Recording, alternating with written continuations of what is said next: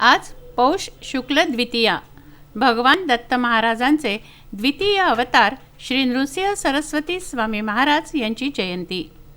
गुरुचरित्राच्या 11व्या अध्यायात स्वामींचा जन्म सांगितला आहे। स्वामी बाळाने पहिला शब्द ओम उच्चारला होता आणि तोच शेवटचा शब्द होता। 7व्या वर्षी व्रतबंधन संस्कार होईतो आई वडिलांना काळजी वाटली म्हणून त्यांनी लोह गोळ्याला सुवर्णात रूपांतर केलं। स्वामींच्या लीलांना सुरुवात इथून झाली। आजपासून कारंजा शहरात श्री गुरु महाराजांचा 45 दिवसांचा शैलगमन महोत्सव सुरू होतो। या उत्सवामध्ये भक्त फार दूरदूरून श्रींच्या दर्शनाकरता कारंजा नगरीमध्ये येतात। शिवाय मोठमोठे कलावंत गायकसुद्धा आपली हजेरी लावण्यासाठी श्रींच्या दरबारात येतात। या 45 दिवसांच्या शैलगमन उत्सवामध्ये कारंजा नगरीमध्ये भक्तांची मांदियाळी असते।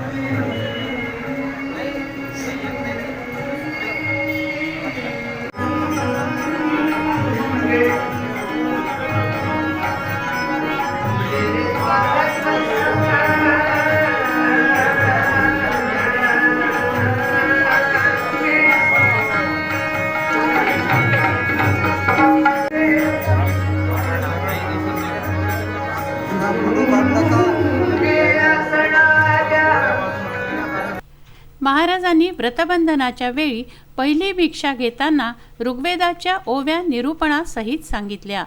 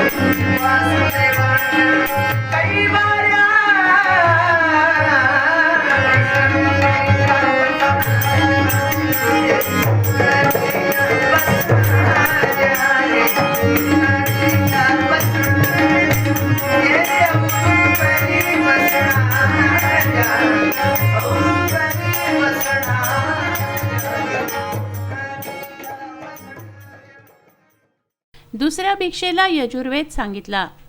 कित्येक विद्वान पंडित त्यांच्याकडे शिकायला येऊ लागले आणि मग एक दिवस स्वामींनी त्यांच्या जीवनाचा उद्देश सांगितला। आईवडिलांना खऱ्या रूपाचं दर्शन दिलं आणि त्यांच्या पूर्वजन्माची आठवण करून दिली। घर सोडले, काशीला श्री कृष्ण सरस्वतीकडून संन्यास घेतला। त्यांनी श्री नरसिंह सरस्वती नामाभिधान केलं आणि मग तीर्थाटन सुरू झालं। दिलेल्या वचनाप्रमाणे आईवडिलांना दर्शन देण्यासाठी करंज नगरीला पोचले। यावेळी त्यांचे वय 30 वर्ष असावे। अनेक तीर्थांना भेटी देत, अनेकांना अनेक प्रकाराने मदत करत, अनेक लीला दाखवल्या।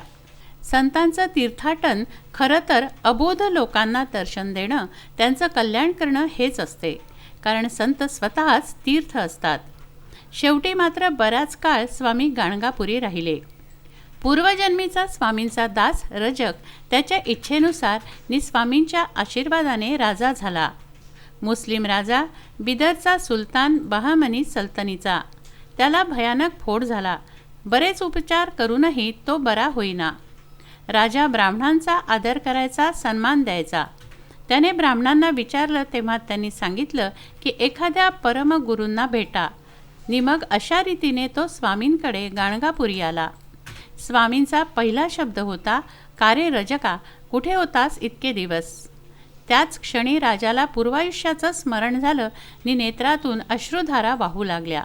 त्याचा तो फोडही नाहीसा झाला. सद्गुरू स्वामींचे काम ते ज्या काळात आले तदनुसार बघितले पाहिजे. मुघल साम्राज्य होते.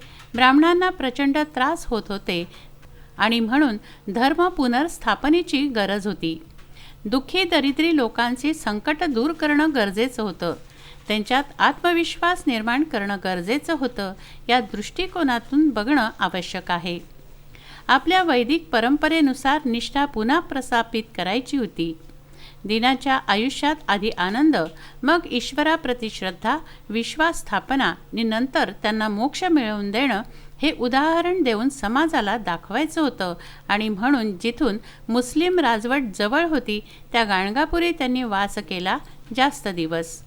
आणि मग हेच स्वामींचं कार्य पुढे आलेल्या शिवरायांसारख्या राजाला नि रामदास तुकारामांसारख्या संतांना उपयोगी पडलं. तसं पाहता हे खूप कठीण कार्य होतं. पायाभरणी करायची होती. धर्म लयाला गेला होता, त्याची पुनर्स्थापना करायची होती. आणि म्हणूनच भगवान दत्तात्रयांचे अवतार कार्य आवश्यक होते. त्यांचे कार्य यथास्थित पार पडल्यावर साऱ्या धर्माचे लोक गाणगापुरी येऊ लागतील. म्हणूनच स्वामी कर्दळीवनात निघून गेले. पुढे त्याच कर्दळीवनात काही शतकानंतर स्वामी समर्थांचे अवतार कार्य सुरू झाले. हा श्री दत्तात्रयांचा चौथा अवतार. दत्त संप्रदायात बरीच मुस्लिम फकीर, पीर, सुफी संत यांना देखील भक्त म्हणून स्वीकारले आहे. हे इथे मुद्दाम सांगावेसे वाटते. अक्षय लोटे, विदर्भ न्यूज, कारंजा.